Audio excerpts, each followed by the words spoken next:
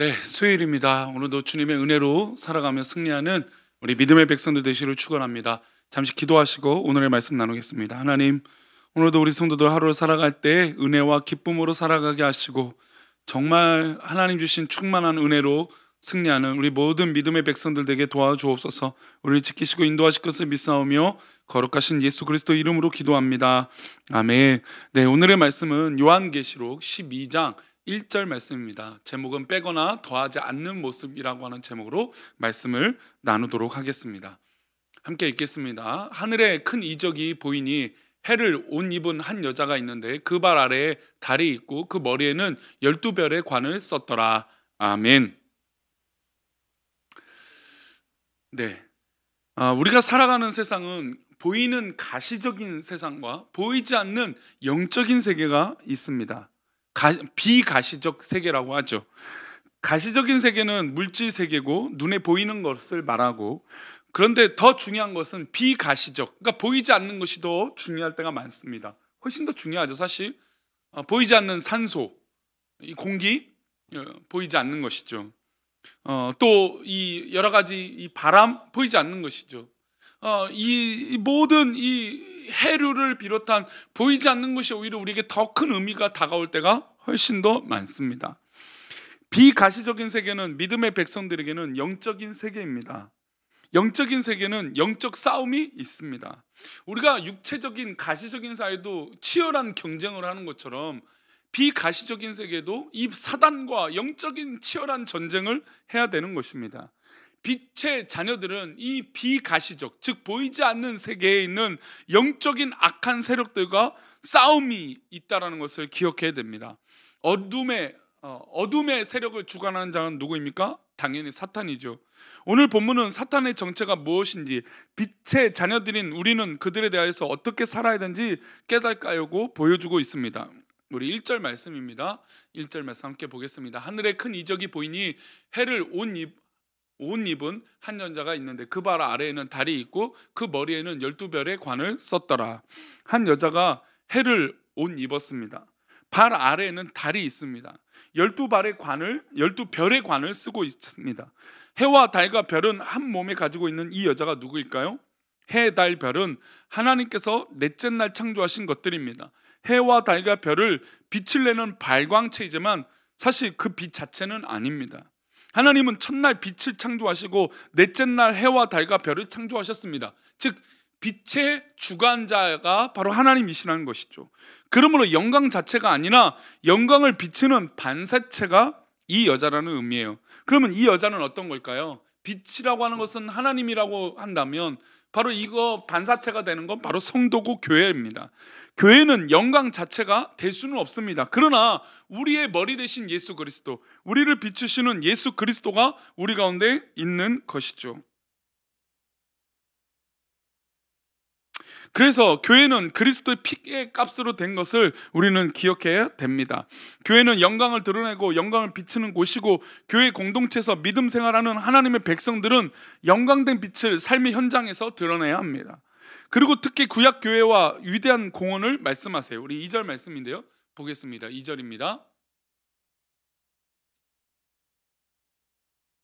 이 여자가 아이를 베어 해산하게 되매 아파서 애를 쓰며 부르짖더라. 그러니까 이 여자가 바로 교회를 상징하고 있다고 했죠. 근데 이 교회가 아이가 해산할 때가 됐다고 얘기하고 있어요. 구약의 교회는 오실 메시아를 준비하는 공동체고, 구약과 신약은 메시아를 중심으로 이루어져 있고, 구약은 오실 메시아를 바라보고 있는 것입니다. 그래서 신약은 오신 메시아에 대해서 증언하고 있는 것이에요. 여기서 아이는 누구를 의미할까요? 바로 예수 그리스도를 상징하고 있습니다. 구약의 교회가 예수 그리스도를 준비했고, 하나님께서 교회를 통해서 예수 그리스도를 이 땅에 보내셨습니다. 그러면 여자가 교회고 아이는 예수 그리스도면 사탄의 악의 세력이 교회와 예수 그리스도를 가만두겠습니까? 가만둘 리가 없죠. 우리 3절과 4절 말씀입니다. 보겠습니다. 하늘에 또 다른 이적이 보이니 보라, 한 큰 붉은 용이 있어 머리가 7이요 뿔이 10이라. 그 여러 머리에 7 왕관이 있는데 그 꼬리가 하늘의 별 3분의 1을 끌어다가 땅에 던지더라. 왕이 해산하려는 여자 앞에서 그가 해산하면 그 아이를 삼키고자 하더니, 잘 보세요. 여자는 교회고 아이는 예수 그리스도라고 했습니다.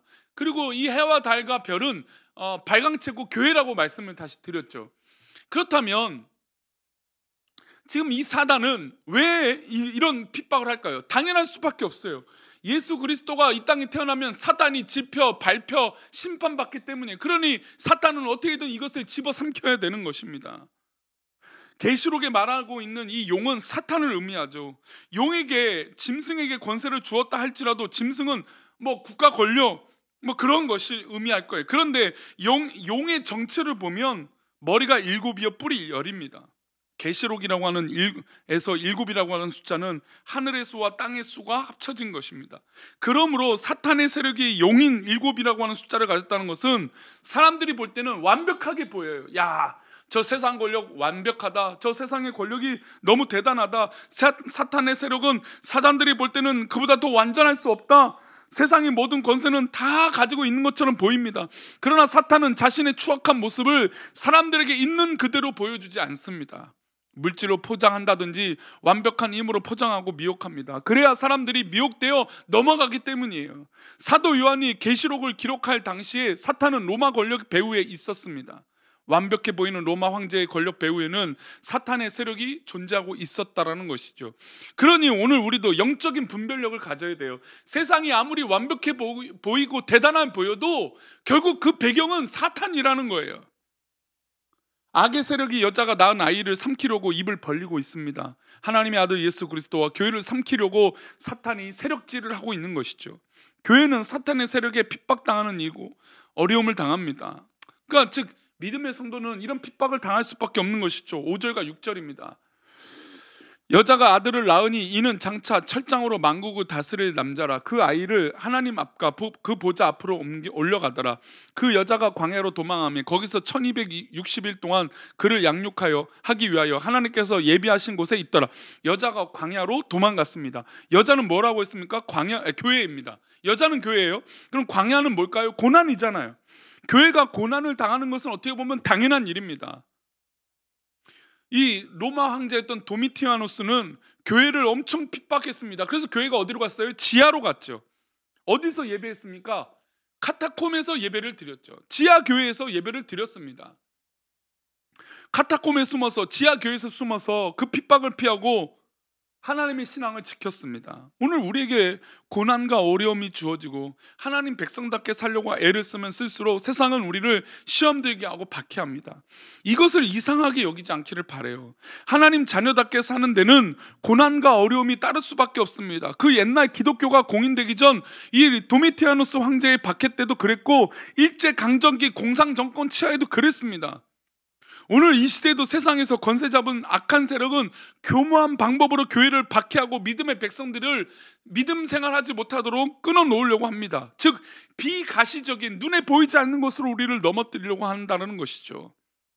계시록에 이어서 용이 어떤 세력인지 분명하게 말씀합니다. 9절, 큰 용이 내쫓기니 옛뱀 곧 마귀라고도 하고 사탄이라고 하면 그 용이 바로 마귀와 사탄이에요. 근데 그 마귀와 사탄이 어떻게 됩니까? 온 천하가 깨는 자라. 그가 땅으로 내쫓기니 그의 사자들도 그와 함께 내쫓기니라. 큰 용은 사탄인데 그 정체가 옛뱀이라고 했습니다. 옛뱀은 창세기 3장에서 나오는 아담과 하와를 미혹한 뱀이라고 말할 수 있습니다. 옛뱀의 정체가 무엇입니까? 옛뱀은 하나님의 말씀을 가지고 장난질을 쳤습니다. 하나님은 선악과를 먹으면 정령 죽으라고 말씀하셨는데 옛뱀은 결코 죽지 않을 거라고 말을 바꿨습니다. 옛뱀은 오늘도 하나님의 말씀을 더하기도 하고 빼기도 합니다. 우리가 옛뱀에게 미혹되지 않으려면 말씀을 바로 알아야 되는 것이죠. 그렇지 않고 흐릿하게 알고 있으면 하나님의 말씀을 빼고 더하는데 능한 옛뱀의 세력에 미혹될 수밖에 없습니다. 그리고 옛뱀은 사람들에게 뭘 주는지 아십니까? 교만을 줍니다. 이것을 먹는 날에는 너의 눈이 밝아질 것이다. 교만이에요, 교만. 하나님같이 될 것이다. 정령 죽지 않을 것이다. 교만이죠. 교만은 우리를 넘어지게 하는 심각한 죄입니다. 옛뱀은 온 천하를 꿰는 자라고 했습니다. 사탄은 오늘도 온 천하를 꿰입니다. 여기서 온천을 깬다는 말은 정도에서 벗어나게 한다는 것이죠. 하나님의 백성들, 예수 믿는 사람들이 걸어가야 할 정도는 좁은 길입니다. 예수님께서 우리에게 좁은 길로 걸어가라고 말씀하셨습니다. 좁은 길은 고난받는 길이고 많은 사람들이 선택하지 않는 길입니다. 예수 그리스도께서 우리에게 맡겨주신 십자가를 지고 걸어가는 것이죠. 그러나 옛뱀은 우리에게 십자가를 버리고 넓은 길로 가라고 미혹합니다. 옛뱀에게 미혹되지 말고 좁은 길, 고난의 길, 십자가의 길을 이 생명 다하는 날까지 붙잡고 걸어가시기를 바랍니다. 계시록에 이어서 믿음의 백성들이 어떻게 살려고 하는지 12절 말씀은 보여주고 있습니다. 12절입니다. 함께 읽겠습니다. 그러므로 하늘과 그 가운데 거하는 자들은 즐거워하라. 그러나 땅과 바다는 화 있을진저 이는 마귀가 자기의 때가 얼마 남지 않은 줄을 알므로 크게 분내어 너에게 내려갔습니다. 잘 보세요. 마귀는 이제 마지막 자기의 때가 얼마 남지 않은 걸 알았어요. 그러니 더 미친 듯이 날뛰는 것이죠. 영적 임재를 경험하며 좁은 길을 걸어가는 삶, 교만이 아니라 겸손한 길을 따라가는 삶, 하나님께서 우리에게 일러주신 말씀을 붙잡고 더하거나 빼지 않고 살아가는 인생을 정말 하나님께서 기뻐하시는 것입니다. 하나님께 거하다라고 하는 것을 기억하십시오. 하나님께 거하는 백성들은 좁은 길을 갈지라도 낭망하거나 쓰러지지 않을 줄 믿습니다. 저 악한 사단은 결국 하나님께서 무너뜨려 주실 것입니다. 저 옛뱀은 빼거나 더하지만 우리는 그 진리에 거하는 믿음의 삶인 줄 믿습니다. 그러니 오늘 하루 하나님의 은혜 속에 거합시다. 우리 예수님 탄생하실 날이 얼마 남지 않았잖아요. 예수님의 탄생하신 기쁨 가운데 거하는 우리 모두가 되기를 축원합니다. 오늘도 그렇게 믿음으로 살아가는 복된 믿음의 하루가 되시기를 축원합니다. 기도하겠습니다. 하나님 아버지, 오늘도 믿음으로 하나님 앞에 거하며 승리하는 우리 모두가 되게 도와주옵소서. 이 악한 세대에 정말 마귀가 더 득세하고 우리를 괴롭히고 넘어뜨리려고 하지만 우리가 포기하지 않고 낙심하지 않고 주님께서 기뻐하시는 그 길을 걸어가게 하여 주옵소서. 겸손한 길을 걸어가게 하여 주옵소서. 하나님께서 원하시는 길을 걸어가게 하여 주옵소서. 우리가 묵묵히 그 길을 걸어갈 때 하나님께서 기뻐하시며 놀라운 은혜로 인도하여 주실 줄 믿습니다. 주께서 정말로 하나님께서 인도하여 주시는 놀라운 은혜가 우리 가운데 있기를 소망하고 거룩하신 예수 그리스도 이름으로 기도 올리옵나이다. 아멘.